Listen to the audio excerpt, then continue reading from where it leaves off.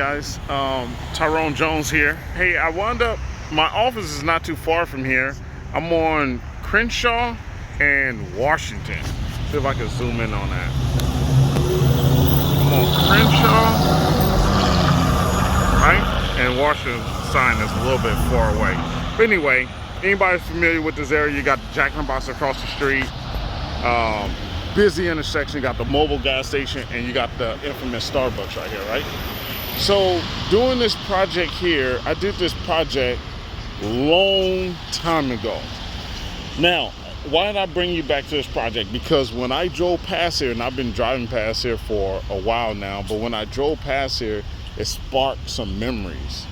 And I'm gonna discuss these details, let these people pass by. I'm gonna discuss these details on this project for you that I had.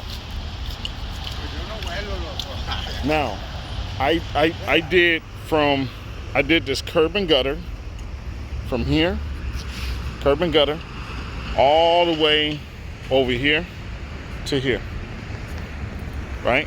And this part stayed in. Now, the challenging part with this whole thing is that all sidewalk has to have, you got to meet ADA, right? That's federal requirement for your 2% slope. Now, that was tied in there. And I brought it all the way. I did this approach here, which we're gonna talk about that approach too.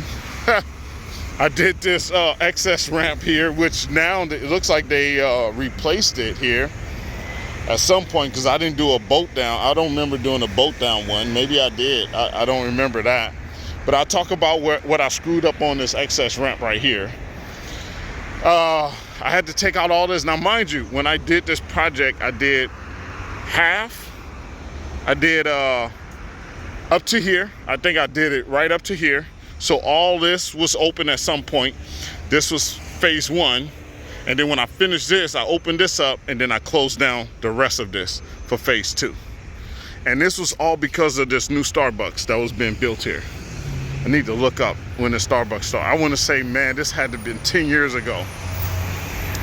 But So now you see the sidewalk is crazy now. It's all lifted up, right? It's crazy because of this tree here, right? There's a bus stop here. That bus stop was not there. I'll tell you, the issue was the bus stop that I had that I did not factor in during that time.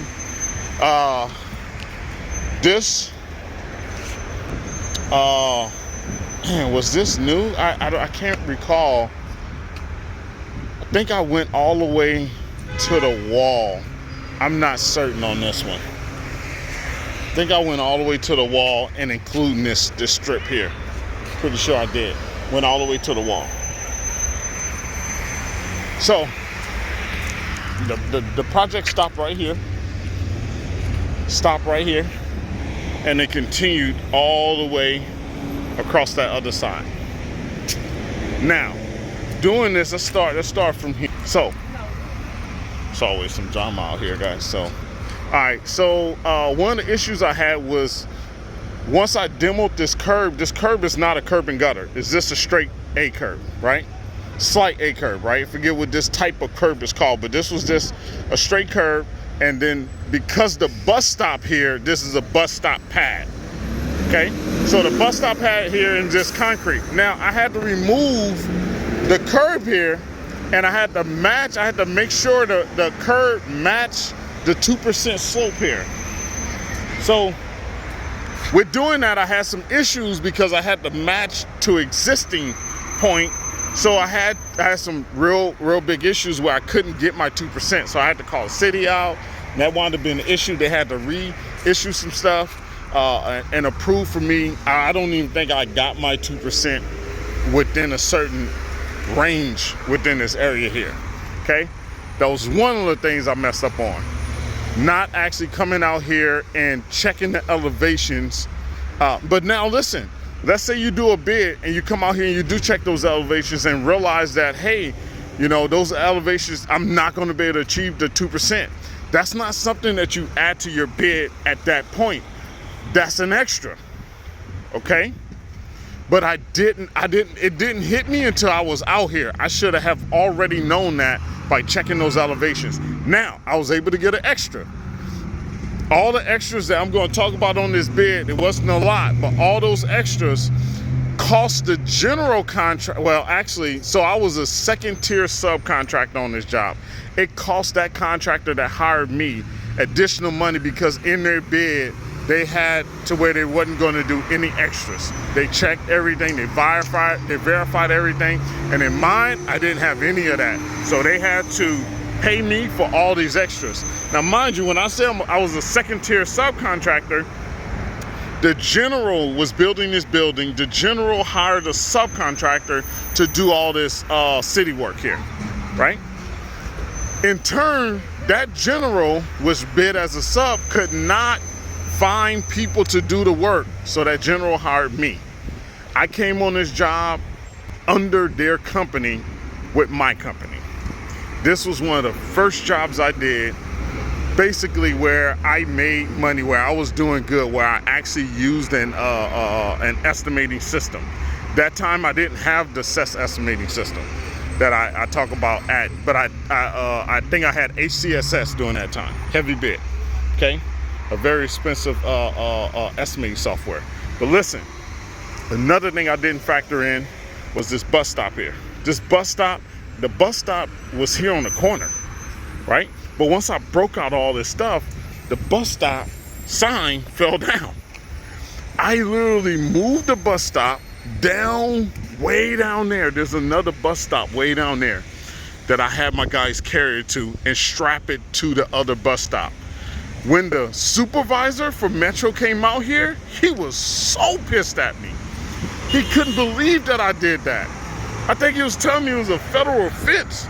This guy was so mad at me, but I did not know at that time that I had to call to have that bus stop temporarily removed so I can do my work, okay? There's a process that you had to go through. Luckily, I did not get fined for this, okay? Oh, you know what? During this time here, after I poured, I had a crack in my, man, this sidewalk is all screwed up now. Of course, it's been years, but I had a crack in the sidewalk that I had to call the city out, and the city made me replace it. There was a crack that happened. Now, if you see, I got a lot of saw cut joints here, and that's what the city required because they don't want you to do any grooves so heels can get trapped in the lines and everything. Okay, so let's come over here. One of the things I screwed up here was, if you notice, I don't have any handicap stripes that go on the outside of this ramp. You'll see handicap stripes, right? We call them the stripes for the blind, right? You see those groove lines. Oh man, what is that tool called? Oh my gosh, can't even think of the tool. But I didn't put the lines here. Now I did put the ADA, I did put the dome mat here, the truncated dome, but I didn't put my lines here. Okay, you could tell where I tied it in that too, right there, because I didn't remove the gutter there. I went around a light post there. I had to replace all these. Traffic boxes. And luckily I had some at the yard and I was able to replace those. So I didn't have to buy those. I did not have those in my bid. Okay. Now, this is another extra that caught the GC. Okay. This is a busy corner, mind you. So imagine, see how many people, cars. Oh my gosh, you can imagine how many people was here just angry at me. People was throwing stuff at us as we was working out here. They were so mad because when I had a fence up here on half of this phase 2 part, it went out into the street as well because I had to have a machine here and work here, and sometimes I had to have the truck pull up in that lane and dump, you know, dirt or bring materials into a truck. So they closed off these lanes here, and it caused so much traffic in midday. People were so upset. So with this one here, this approach here, now the plans I had showed an approach with wings. Okay, you see how this is a wing here? Well, when the city came out and told me, it was like, nope, you can't have a wing here, too tight of a turn. So if you notice, there's no wing here, right? So you got to go with a certain width, And now it was this one was I forget what type of driveway for the city of Los Angeles, but I had to do this curb here, this radius curb here, to allow cars to come in here and get within this driveway or pull out this driveway. Now I see is this a one-way, you know. Back then when I did this, this wasn't here. Of course, I was doing it all new, and I had to create this curb here. Now this was an extra because on my plans it called for me doing a 2 wings on this approach, so I had to charge back the sub, the first tier sub. I'm the second tier sub. Man, that was hard for them to swallow, and it wound up being a lot bigger than it was. And also too, this is another thing here that affected that wing. With the street light box here, I can't do a wing here, right? Because I can't have this just sitting on the wing. At some point I would have had to move the wires. You know, these are called home runs for the traffic, right? You can't remove the home runs. I couldn't take that out, you know. So that was an issue there. Look what also happened to me on this one. So when I redid this curb, I redid all this concrete here, right? I don't know what happened there. I guess it bubbled up after the time from the roots of the trees, whatever. That wasn't like that when I did it. It was flush. But I'm gonna tell you this. So one, I had a crack here. I remember having that crack there and that. But I'm gonna show you something here that we lost this curb here. This curb and gutter, I didn't factor in enough finishers for this curb and gutter.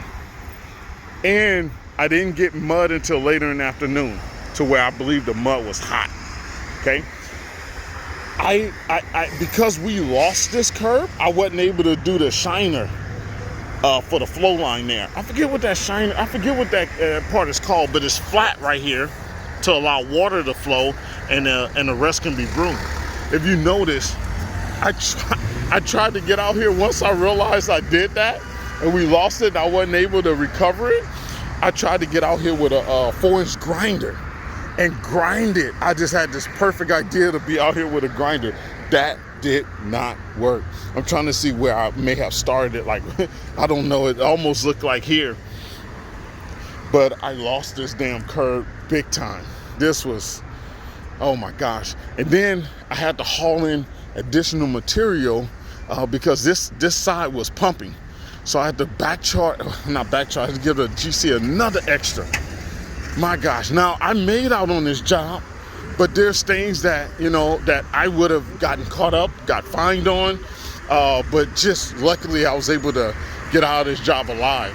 But this job was a very interesting job. I forget how long it lasts. I employed a handful of people during a period of time, and I really did love it. Really did love it. So that's my story right there with this particular job. Oh my gosh. Oh, I had traffic control here too. The day of pour. You can imagine I had to submit a traffic control plan, which I had in there, and I had to jump out into those second lanes to pour each time with the truck. And we tailgated it too. So we literally, I had a lot of people here to where the truck will port there, put all the chutes on there and shoot that stuff out, and then keep moving, and pour all that stuff. And then came back, saw cut it, a lot of the stuff, grooved the approach there, and that was it. What a project. But listen, tell you this. Listen, I'm gonna tell you this. Doing that project, this project was the first time I used an actual system, so it was pretty good. And I'm telling you this is because I could have lost on this. That's why it's important to use a estimating system. It's very important to use an estimating system so you can capture everything. So you don't have to worry about getting out of this with luck. You'll know that, hey, I got everything accounted for. I have everything that that's supposed to be used in my bid is actually going to be accounted for out here, and I'm going to turn away a profitable job. Get into an estimating system. Get into one. That's why I always talk about the CES estimating system, and it's something that you need to have. This is coming out soon. make sure you look for so you can win on every project. My construction entrepreneurs coming from LA, I'm gonna let you go with that. Hustle hard, then hustle hard.